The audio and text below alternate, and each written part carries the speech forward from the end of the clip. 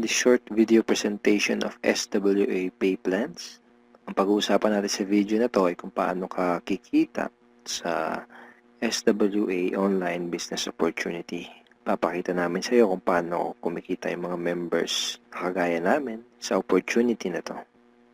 Maybe you're watching this video because one of our team members ay nintroduce sa iyo ang opportunity na SWA.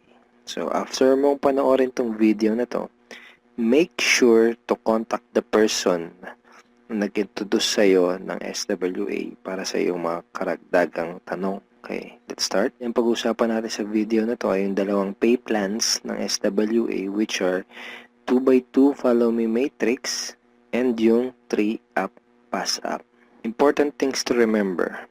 When you decided to purchase the library or invest to become a member of SWA, you are automatically enrolled in both pay plans. Okay? Pag nag-decide ka ng maging part ng SWA, pag nag-decide ka ng i-purchase yung library, automatic na entitled ka na dun sa dalawang pay plan, sa pay plan 1 and sa pay plan 2. Next, even though pay plan 1 and pay plan 2 are different, they are both happening at the same time.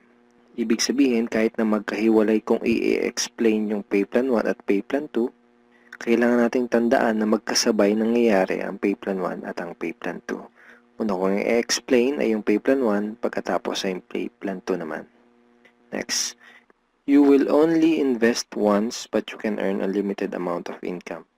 One time lang ang investment sa SWA program, pero pwede kang kumita ng unlimited hanggat sa magkano ang gusto mo.